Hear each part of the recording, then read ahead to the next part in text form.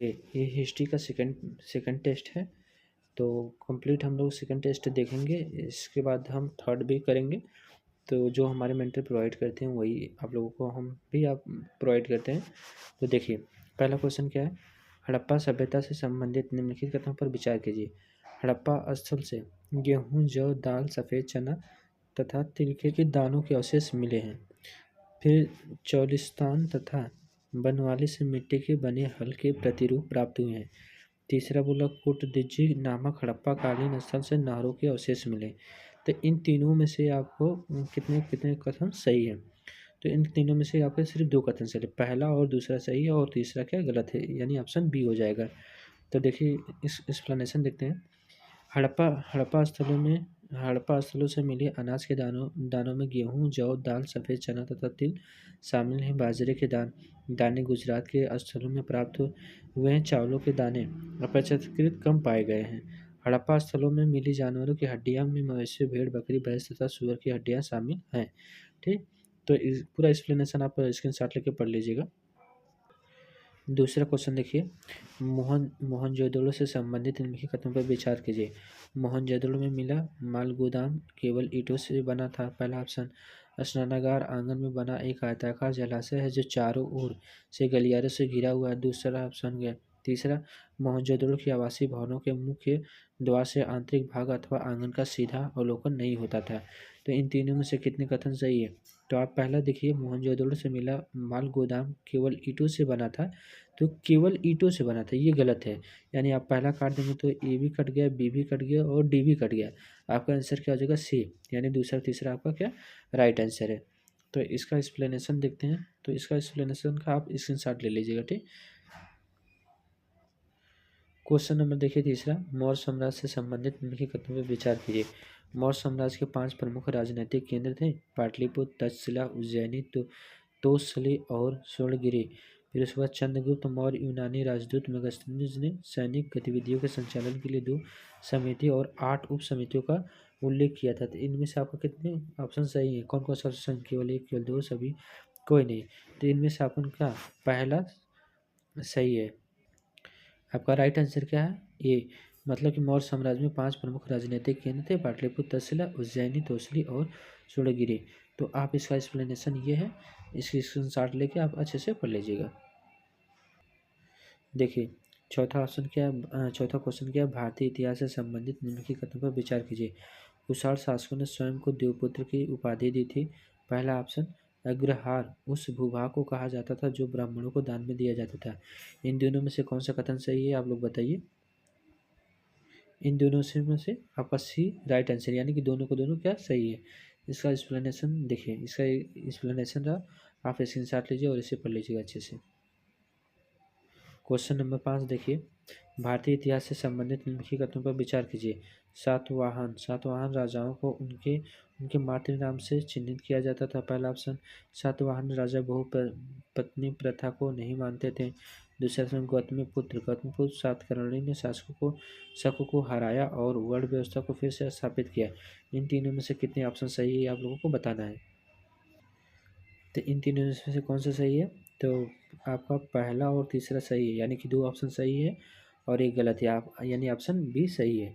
ठीक, देखिए पहला सही है। आप इसका स्क्रीनशॉट लीजिए और अच्छे से पढ़ लीजिएगा पूरे स्क्रीनशॉट का। जैन दर्शन से संबंधित निम्नलिखित कथनों पर विचार कीजिए। जैन धर्म का तत्व मीमांसा का सिद्धांत भंगिन कहलाता है। जैन धर्म में वर्ण व्यवस्था का खंडन किया गया है। अशोकावदान नामक ग्रंथ एक जैन ग्रंथ है। इन तीनों में से मतलब कि कौन कौन सा सही है, आप इसे लोग बता सकते हैं। इन तीनों में कौन से तीनों तीनों सही है। देखिए, जैन धर्म का तत्व मीमांसा का सिद्धांत सप्तभंगी कहलाता सही है। जैन धर्म में वर्ण व्यवस्था का खंडन किया गया, हाँ ये भी सही है। देखिए कुछ किताबों में तो मैक्सिमम किताबों में लिखा कि हाँ वर्ण व्यवस्था का किया गया, और किसी में नहीं होगा तो आप कमेंट कर सकते हैं किसके बुक में दिया कि नहीं किया गया। अशोकावदान नामक ग्रंथ एक जैन ग्रंथ है। तो तीन असत्य कथन असत्य, देखिए सॉरी तीनों असत्य, तो तीनों तीनों असत्य हैं। पहला, दूसरा और तीसरा तीनों तीनों असत्य। ठीक, जैन धर्म में वर्ण व्यवस्था का खंडन किया गया है, यानी मतलब नहीं किया गया। ठीक, तो ऑप्शन देखिए D, option D right answer है। ये गलत है क्योंकि जैन धर्म का तत्व मीमांसा का सिद्धांत अनेकांतवाद कहलाता है तथा ज्ञान मीमांसा का सिद्धांत स्यादवाद तथा सत्यभंगनी कहलाता है। स्यादवाद ज्ञान की सापेक्षवादिता का सिद्धांत है। अनेकांतवाद यथार्थवादी और सापेक्षवादी बहुला बहुलवाद है। जैन धर्म में आत्मा का सिद्धांत आत्मा की बहुलता का सिद्धांत कहा जाता है। जैन धर्म अनिश्वरवादी है। उनके उनके अनुसार सृष्टि में निर्माण सार्वभौमिक विधान से हुआ है, इसलिए जैन धर्म प्रलय की अवधारणा में विश्वास नहीं करते हैं। दूसरा गलत है, जैन धर्म में वर्ण व्यवस्था को खंडन नहीं किया गया है। जैन धर्म में देवताओं का अस्तित्व स्वीकार किया गया है, पर उनका स्थान जिन से नीचे रखा गया है। जैन धर्म में वेदों को अप्रामाणिक माना जाता है तथा यज्ञ में पशु बलि का विरोध किया जाता है। जैन धर्म में युद्ध एवं कृषि वर्जित है क्योंकि इसमें जीव हिंसा होती है। तीसरा गलत है, अशोकावदान एक बौद्ध ग्रंथ है जिसके अनुसार अशोक ने बुद्ध के अवशेषों से के हिस्से हर हर महत्वपूर्ण शहर में बांटकर उनके ऊपर, तो आप लोग इसे पूरा देख लीजिए अच्छे से। हाँ देखिए ये क्वेश्चन 7वां, भारत में लगभग 6वीं शताब्दी ईसा पूर्व से शहरी केंद्रों के उद्भव के बारे में निम्नलिखित में विचार कीजिए। पहला ऑप्शन, उन सभी का विकास महाजनपदों की राजधानी से दूर हुआ। पहला ऑप्शन हुआ प्रमुख नगर आवागमन मार्गों पर स्थित था। दूसरा ऑप्शन, तीसरा, इनमें से अनेक वाणिज्यिक, सांस्कृतिक और राजनीतिक गतिविधियों के बड़े केंद्र थे। तो इन तीनों में से मतलब कि कितने ऑप्शन सही है। तो उन सभी का विकास महाजनपदों की राजधानी से दूर हुआ था, ये आपका पहला क्या गलत है। पहला गलत है, तो आपके कितने सही हो जाएंगे। प्रमुख नगर आवागमन मार्गों से होता है, ये दो तो सही होने चाहिए आपको। तो आपका ऑप्शन कौन सा सही है। राइट आंसर इसमें आपका बी है, दो इसमें से आपका सही है। ये देखिए रहा एक्सप्लेनेशन इसका। देखिए 8वां क्वेश्चन, भारतीय इतिहास में शासकों के नाम और चित्रयुक्त प्रथम सिक्के किसके द्वारा जारी किए गए।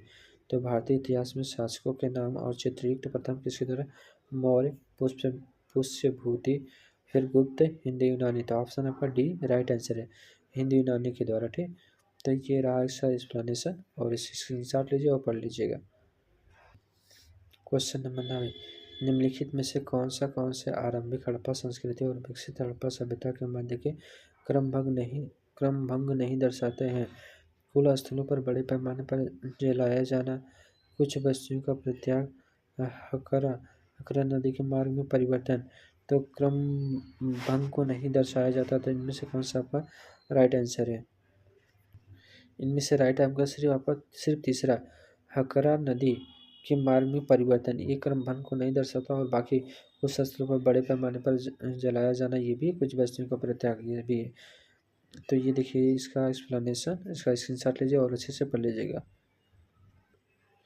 क्वेश्चन नंबर 10 देखते हैं। देखिए, निम्नलिखित राजाओं में से किसका वर्णन एक शिलालेख में परमात्मा पुरुष के रूप में किया गया, जो साधु भल्ले की समृद्धि और असाधु बुरे के विनाश का कारण है। गौतमी पुत्र सतकर्णी का, कनिष्क का, समुद्रगुप्त का, हर्षवर्धन का। इन चारों में से कौन सा आपका राइट आंसर है। तो इन चारों में से कौन का राइट आंसर हो जाएगा। राइट आंसर आपका सी है, समुद्रगुप्त को मतलब कि वर्णन किया गया परमात्मा। ये देखिए रहा समुद्रगुप्त के इलाहाबाद स्तंभ शिलालेख प्रयाग प्रशस्त, जिसे उनके दरबारी कवि हरिसेन ने लिखा था, में उन्हें एक दिव्य व्यक्ति या परमात्मा पुरुष के रूप में वर्णित किया गया है। इस शिलालेख में उनकी विजयों, वश और संस्कृति साहित्य में उनके योगदान का वर्णन है, और उन्हें भले साधु की समृद्धि और बुरे असाधु को विनाश का कारण बताया गया। ठीक, ये था। फिर इसके बाद ये देखिए आप, हाँ ये देखिए क्वेश्चन नंबर 11, निम्नलिखित महाजनपदों को दक्षिण से उत्तर की ओर उनकी स्थिति के संदर्भ में व्यवस्थित कीजिए। चेदी, अस्मक, पंचाल, कम्बोज। तो इसमें से आपका राइट आंसर क्या हो जाएगा। आपका राइट आंसर देखिए क्या हो जाएगा। आपका राइट आंसर सी है। ठीक, देखिए सी कैसे है, क्योंकि अस्मक आएगा, फिर चेदी आएगा, फिर इसके बाद पंचाल आएगा, पंचाल के बाद आपका कम्बोज आएगा। क्योंकि ये देखिए फिगर है, ये देखिए ये रहा आपका। देखिए बोला था हमसे कि दक्षिण से उत्तर जाना था, दक्षिण से उत्तर, साउथ से नॉर्थ जाना था। तो अस्मक नीचे है, फिर चेदी, पांचाल है, फिर कम्बोज है, ऐसे। तो ऐसे क्रम वाइज क्वेश्चन पूछते रहते हैं। ये सब एनसीईआरटी का, आप लोग एनसीईआरटी को जितने अच्छे तरीके से पढ़ेंगे उतना ही आपका बेस्ट जाएगा एग्जाम। ये रहा क्वेश्चन 12, निम्नलिखित में इनमें से सही है। हरिशेन द्वारा रचित प्रयाग प्रशस्तित 4वीं शताब्दी सीई है। फिर उसके बाद चीनी यात्री फाहियान का वृत्तांत 6ठी शताब्दी सीई है।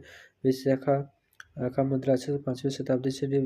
बाण का हस्ताक्षर 6ठी शताब्दी। रवि किशन का 7वीं छठ अमोघ वर्ष का कबीरा मार्ग 8वीं शताब्दी से। इनमें से कितने आपके राइट आंसर हो जाएंगे, कई कितने सही सुमिलित हैं।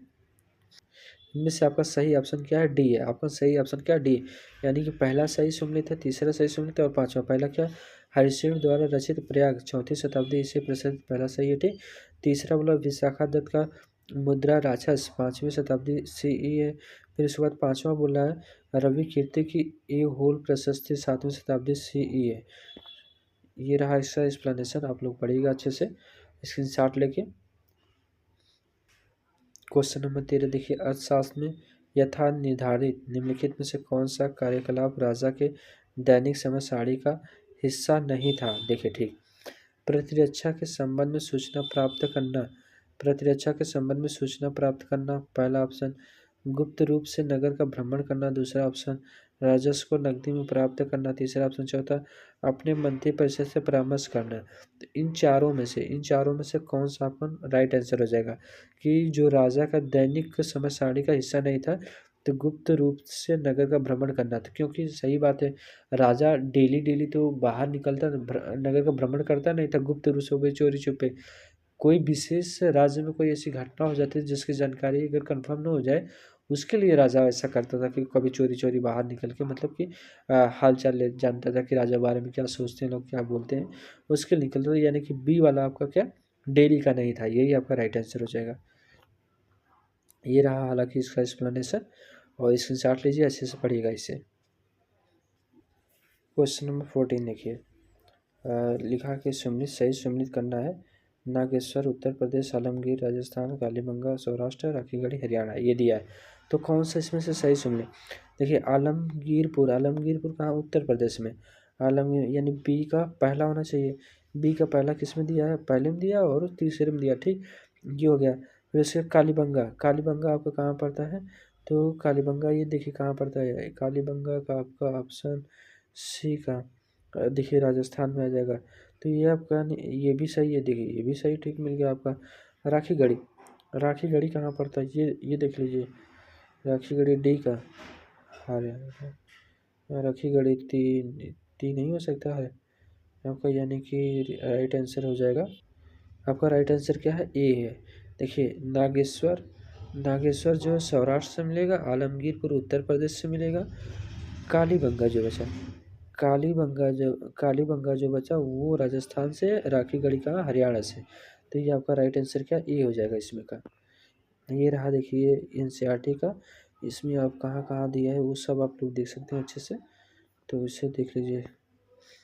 क्वेश्चन नंबर 15, प्राचीन भारतीय सिक्कों के संदर्भ में निम्नलिखित में से कौन सा सही नहीं है। शासकों के नाम और प्रतिमा युक्त सर्वप्रथम सिक्के हिंद यूनानी शासकों ने जारी किया। तो प्रतिमा युक्त तो ये तो किए थे। कुषाण शासकों ने सर्वप्रथम सोने के सिक्के जारी किए, दूसरा ऑप्शन। तीसरा, कुषाण सोने के सिक्कों का भार समकालीन रोमन सम्राटों द्वारा जारी सिक्कों से अलग था। चौथा ऑप्शन डी, ये कुषाण सोने के सिक्के के उत्तर भारत और मध्य एशिया के विभिन्न स्थलों में मिलते हैं। इन चारों में से आपका कौन सा गलत ऑप्शन है, ठीक। इन चारों में से आपका गलत ऑप्शन क्या है, सी है।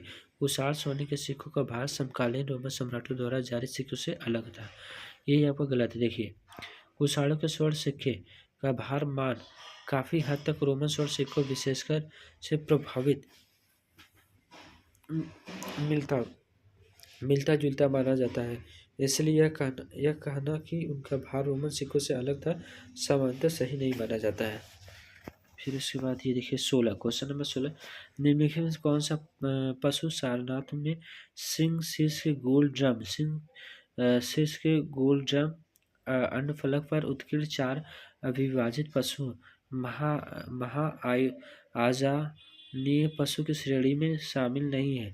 तो मृग, सिंह, वृषभ, अश्व, तो इसमें से मृग आपका राइट आंसर क्या हो जाएगा।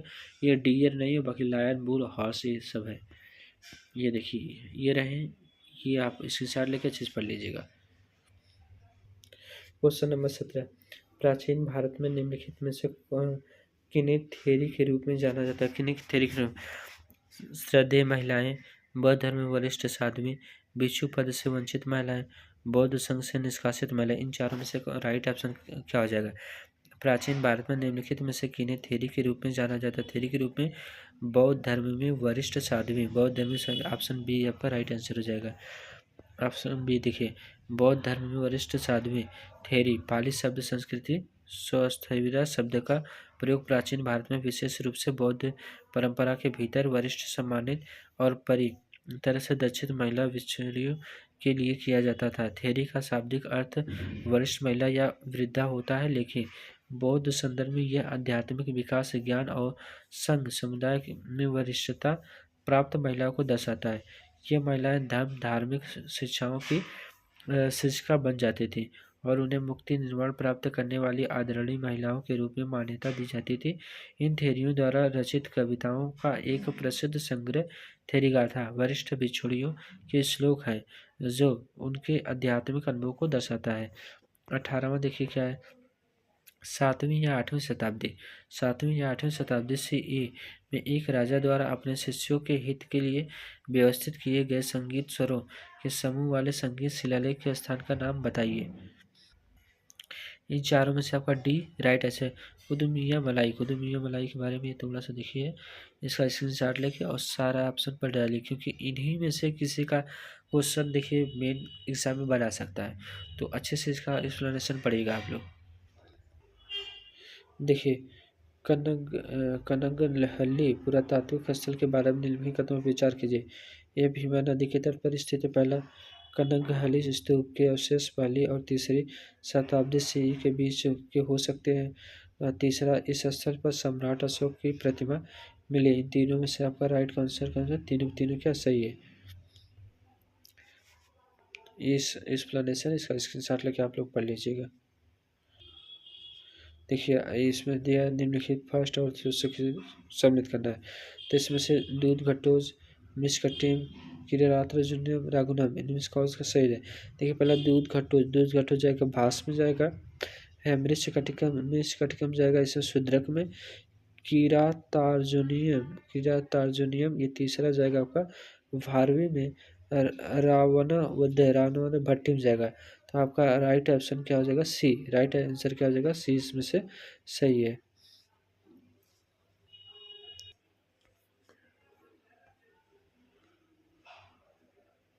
क्वेश्चन नंबर 21 देखिए, प्रारंभिक वैदिक काल में निम्नलिखित में से किस नदी के तट पर 10 राजन युद्ध हुआ था। ये हुआ परुशली। ये तो बहुत आसान है, परुशली नदी के तट पर हुआ था। ये देखिए एक्सप्लेनेशन है। देखिए 10 राजन युद्ध जो कि प्रारंभिक वैदिक काल की एक महत्वपूर्ण घटना है और ऋग्वेद मंडल 7 में इसका उल्लेख है। परुशली नदी के तट पर लड़ा गया था। आधुनिक इतिहासकार इस नदी की पहचान रावी नदी के रूप में करते हैं, जो वर्तमान में भारत और पाकिस्तान के पंजाब प्रांत से होकर बहती है। यह युद्ध मुख्य रूप से भरत जनजाति के राजा सुदास और 10 अन्य जनजातियों के संघ के बीच हुआ था। राजा सुदास विजयी हुए जिसने इस क्षेत्र में भारत जनजाति के प्रभुत्व को स्थापित करने में मदद की। देखिए क्वेश्चन नंबर 22, निम्नलिखित में कौन से अश्वघोष की कृति नहीं है। सारी पुत्र प्रकरण, बुद्धचरित, सौदरानंद, मंजूश्री मुल्क, इनमें से कौन सा राइट ऑप्शन हो जाएगा। राइट ऑप्शन आपका डी है, मंजूश्री मुल्क कल्प, ये नहीं है और बाकी तीनों के तीनों अश्वघोष की कृति है। ये देखिए क्वेश्चन नंबर 23 देखिए, निम्नलिखित में से किस भारतीय विचारक ने अकाल के प्रभाव को प्रतिकार के रूप लिए काम के बदले भोजन कार्यक्रम की बात सबसे पहले की थी। कौटिल्य, आर्यभट्ट, चंद्रगोमनी, प्रभाकर, इनमें से कौन सा आपका राइट आंसर हो जाएगा। इनमें से राइट आंसर आपका ए होगा, कौटिल्य ने किया था। ठीक, ये रहा आपका ऑप्शन, स्क्रीनशॉट लीजिए और इसे पढ़िए अच्छे से। ये देखिए सीसेट का कॉम्प्रिहेंशन, इसे पढ़ते हैं और इसका आंसर फाइंड करेंगे। स्पेनिश जहाज 16वीं शताब्दी के उत्तरार्ध में पहली बार दक्षिण अमेरिका से आलू कंद यूरोप लाए, जिससे कि प्रारंभिक 19वीं शताब्दी में यह विशेषकर ठंडे आयरलैंड की वर्षा से उत्तर भूमि में धान्य फसलों का विश्वसनीय प्रतिकार हो गया। आयरलैंड वासी शीघ्र ही लगभग पूर्णतः प्रधान खाद्य के रूप में आलू पर निर्भर हो गए और वे मुख्य रूप से उसकी एक बृहदाकार किस्म लंबर आलू को उगाने लगे, जिसकी आनुवंशिक भंगुरता को एक कवक फाइटोप्थोरा इन्फेस्टेशन ने आने वाले समय में निर्भरता से अनावृत कर दिया। 1845 ईस्वी में इस घातक कवक के बीजाणुओं ने समूचे देश में फैलाना आरंभ कर दिया और अपने पथ में आने वाले लगभग सभी लंबरों को नष्ट कर दिया। इसके परिणामस्वरूप हुए अकाल ने कई मिलियन लोगों को मार दिया या विस्थापित किया। तो ये पूरा पैरा रहा और इसका देखिए क्वेश्चन है, निम्नलिखित में कौन सा कथन परिषद के क्रांतिक संदेश का सर्वोत्तम प्रदर्शन करता है? किसी विदेशी पादप को किसी देश में समाविष्ट करने के लिए उस देश की भूमि और जलवायु दशाएं युक्त होनी चाहिए। पहला ऑप्शन, किसी देश के प्रधान खाद्य के रूप में आलू जैसे कंद वाली फसलें धान्य फसलों का स्थान नहीं ले सकती। ये तो नकार दिया, उसमें तो दिया तो ले सकते हैं। पादप के कुछ कवक संक्रमणों को बड़े क्षेत्रों में फैलने से बाधित किया या रोका नहीं जा सकता। बिल्कुल रोका जा सकता। किसी समांगी खाद्य स्रोत पर निर्भर होना वांछनीय नहीं है, ये गलत है। वांछनीय है, नहीं वांछनीय है। आपका राइट आंसर इसमें डी हो जाएगा। ठीक, ये रहा दूसरा पैरा। भारत सबसे तीव्र विकसित होने वाली वैश्विक अर्थव्यवस्थाओं में से है, फिर भी यह विश्व में सबसे अधिक कुपोषित बच्चों का घर है। ऐसे भी क्षेत्र हैं जहां कुपोषण अपवाद नहीं अपितु सामान्य है और सारे देश में हर वर्ष अपना 5वां जन्मदिन मनाने से पूर्व मरने वाले 1.3 मिलियन बच्चों में से लगभग आधे बच्चों की मृत्यु का कारण कुपोषण है। वे बच्चे जो जीवित रह जाते हैं अस्थायी रूप से उस क्षति से ग्रसित रहते हैं जो उनके शरीर और मन में उपयुक्त खाद्य और पोषकों के पर्याप्त मात्रा में न मिलने से होती है। 5 वर्ष से कम आयु के लगभग 44 मिलियन बच्चे अविकसित हैं। इससे इनको विद्यालय में सीखने और वयस्क होने पर जीविका कमाने में कठिनाई होती है। उनकी जीवनकालीन उपार्जन क्षमता उनके स्वास्थ्य संकटों से लगभग 1/4 कम होती है। तो ये रहा क्वेश्चन आपका। इन क्वेश्चन में से आपका राइट आंसर क्या हो जाएगा वो बताना है। देखिए, उपयुक्त परिच्छेद के संदर्भ में निम्नलिखित में से कौन सा सर्वाधिक तर्कसंगत एवं व्यवहारिक निहितार्थ है? यह है पहला, भारत की सार्वजनिक वितरण प्रणाली का केंद्र सरकार द्वारा मॉनिटर किया जाता है। ये तो गलत है, ये तो कोई नाम ही नहीं लिया था। बालिकाओं को विवाह एवं प्रथम गर्भ विलंबित करने के लिए प्रोत्साहित करना चाहिए, पहला। फिर उसके बाद दूसरा ऑप्शन हो गया। तीसरा बोला, जन्म के तुरंत बाद नवजात को स्तनपान कराने हेतु माताओं को प्रोत्साहित करना चाहिए, ये हुआ आपका तीसरा ऑप्शन। चौथा बोला, सभी के लिए सुरक्षित पेयजल एवं उपयुक्त स्वच्छता सुविधाओं की आपूर्ति सुनिश्चित करनी चाहिए, ये भी सही है। प्राधिकारियों को यथा निर्धारित टीकाकरण सुनिश्चित करना चाहिए, ये भी सही था। आपका इसमें से क्या राइट आंसर बी है। राइट आंसर क्या आपका बी है। ठीक, तो आज हमारा टेस्ट कंप्लीट हुआ। आपका सेकंड टेस्ट हिस्ट्री का था, ये कंप्लीट हुआ। पूरी वीडियो देखने के लिए धन्यवाद। ऐसे ही हमारे चैनल को सब्सक्राइब कर लीजिए, इससे वीडियो देखते रहिएगा आप। कल परसों में तीसरा टेस्ट आ जाएगा, फिर चौथा। सारे हिस्ट्री के जितने टेस्ट हैं वो पूरे आप लोग कराएंगे।